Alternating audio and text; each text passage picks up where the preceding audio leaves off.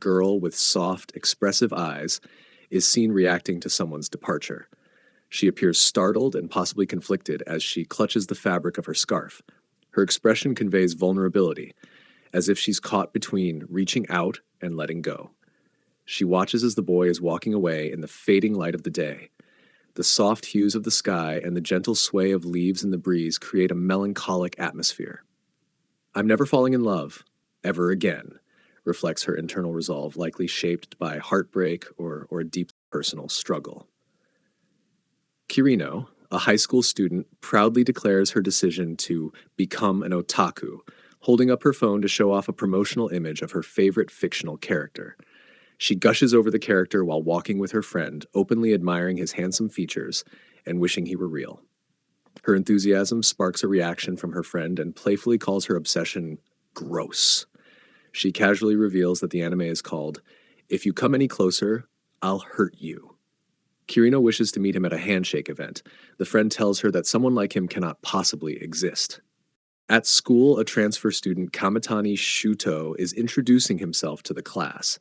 He's wearing a hooded jacket and a face mask, making him appear mysterious.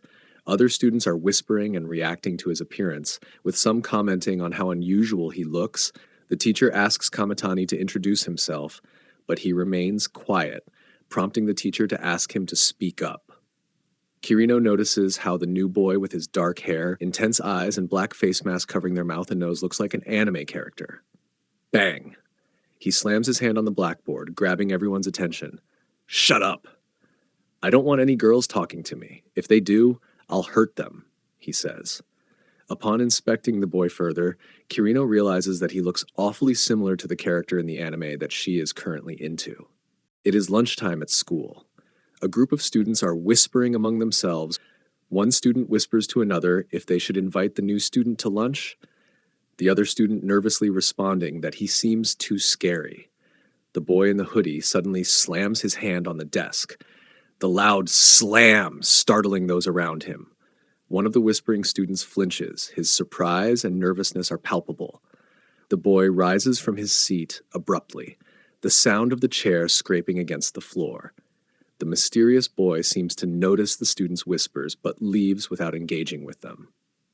Kirino is in a rush, thinking to herself about finding a quiet spot where she won't be disturbed as she eagerly prepares to listen to her favorite character's live stream. She dashes through the school, frantically searching for a hiding spot. She decides to take a shortcut by leaping over some obstacles. However, her hasty actions lead to an unexpected encounter. She bursts into what appears to be a storage room, landing dramatically and startling the new boy who is sitting calmly inside.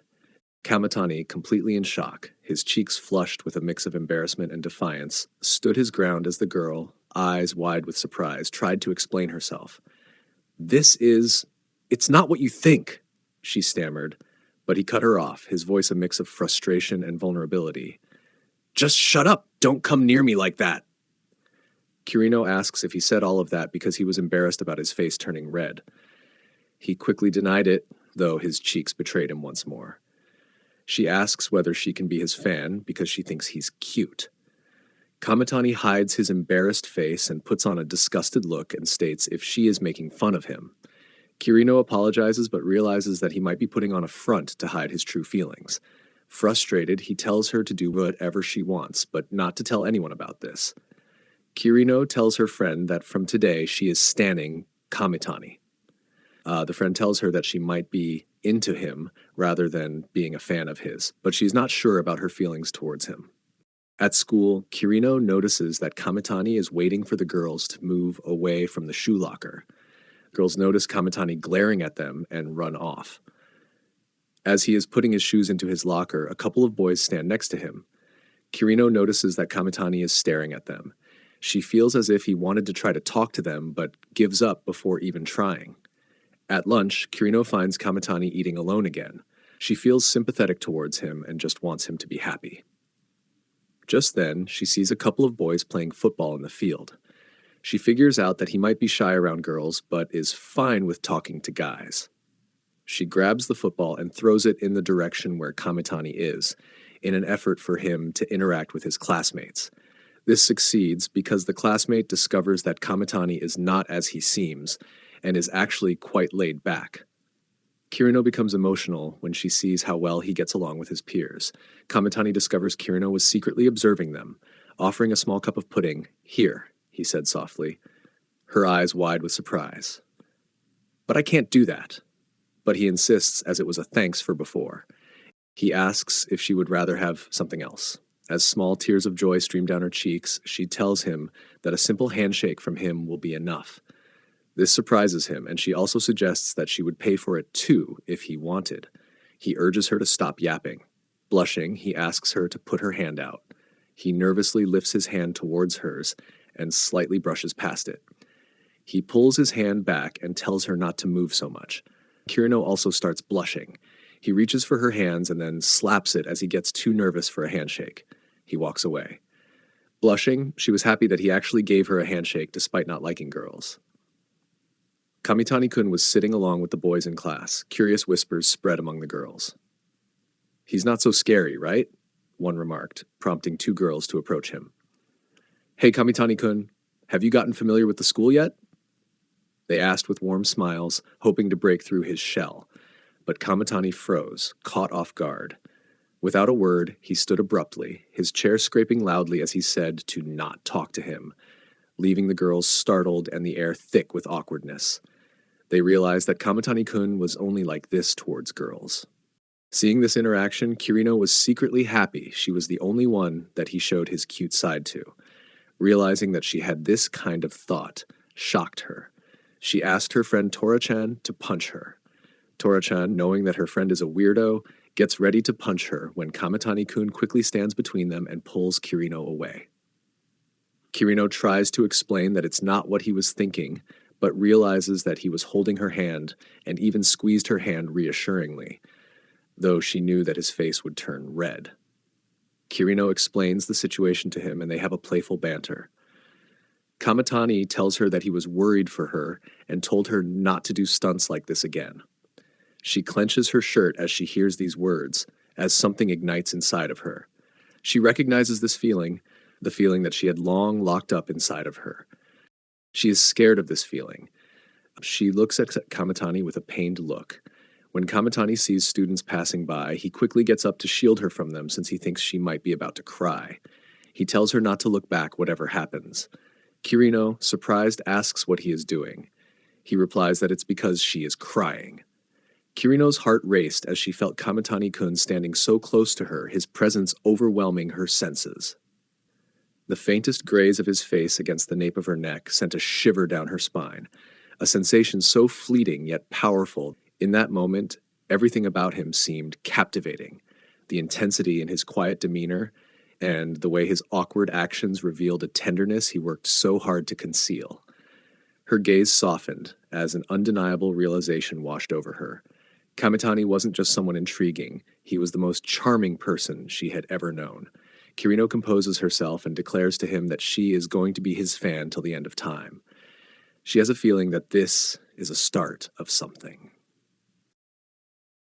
While at home, Kirino is taking it easy and doing some self-care, painting her nails. Since her idol has black hair and wears a mask of the same color, she decided to paint it black. At school, teacher tells them that today they're going to be switching seats. Kirino hopes that Kametani is seated somewhere in her line of sight. When she gets to the lottery box and pulls out a piece of paper, she discovers that she has a seat swap, which makes her very happy. She notices that Kametani is surrounded by girls as she glances at where he is seated. Kametani seems visibly nervous as he crumbles up the piece of paper in his hand. He approaches a boy named Takahashi in an effort to switch seats with him, but the home teacher tells them they must sit according to their assigned numbers. According to Kametani, he would much rather hurt himself than take that seat. His classmates began to gossip about the remark he made since it portrayed them as the villains. Although Kametani most likely didn't mean it that way, Kirino becomes concerned about him. Takahashi agrees to change seats with Kametani. In addition, he apologizes to Takahashi for the inconvenience. The home teacher, on the other hand, tells Kametani that he is becoming a bit too selfish. Kirino sees that comment has hurt Kametani's feelings. He slumps down onto his desk, looking gloomy. When Kirino sees her idol in a state of sadness, it breaks her heart. She wonders whether there is anything she can do to boost his spirits and make him feel better. Kirino is sprinting to catch the metro train to school because she is late. On her way, she passes by a familiar figure and realizes that it's Kametani. She notices that he is about to get on the women's compartment. She prevents him from boarding the train by holding his hand firmly. This surprises Kametani. Meanwhile, the door closes and the train departs. She apologizes and explains why she held him back, but he is more concerned about her gripping onto his hand. She releases his hand from her grasp, apologizing. Both of them sit on the bench, waiting for the next train. Kirino explains that compartment of the train is reserved for women on weekdays. But Kametani questions her why she assisted him, as he feels horrible that she would have gotten on the train if it hadn't been for a selfish person like him. Kirino says that she is his fan after all, and can't help but find even that part of him adorable. Adorable enough to eat it all up. He is stunned by her remark. He becomes nervous and adds, Are you an idiot? He looks away. Kirino apologizes and thinks to herself if what she said came out creepy. He nervously says, Thank you. However, Kirino does not hear what Kametani says as the train approaches.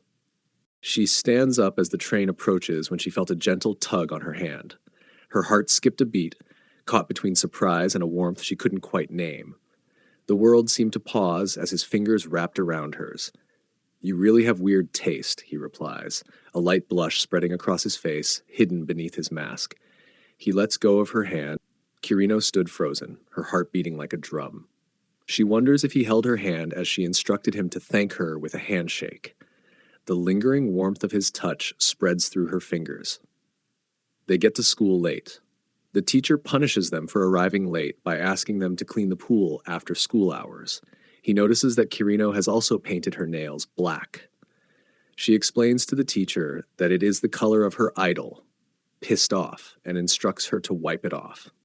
As the afternoon winds down, they both clean the pool, and Kirino feels bad about the punishment that they received. Kametani notices that she is visibly upset about her having to remove the nail polish of her hands. Kametani asks her why the color of the nail even matters.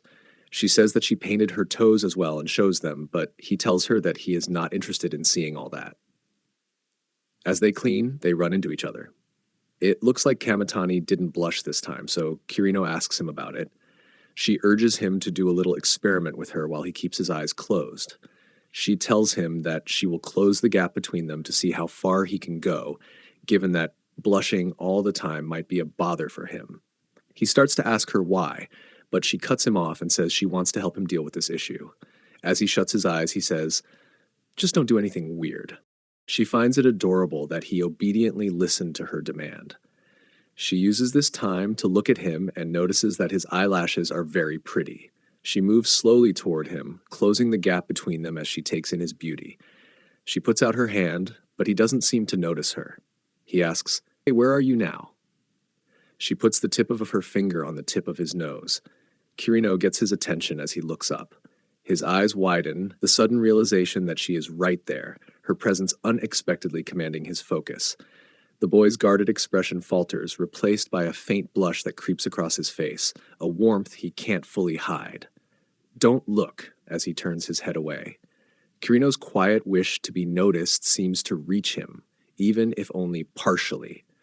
She turns to grab something for him as an apology when her nail polish falls out of her bag and rolls into the pool. She slips trying to save her polish. Kametani asks her what she is doing. She tells him that black nail polish fits his image and that it's fine and she will buy another bottle. Noticing the sadness in her tone, he says, Idiot, as he jumps into the pool. Found it, here, he says as droplets drip from his hair and hoodie. Kirino is glad that he went to get the polish from the pool, even though he pretended not to care.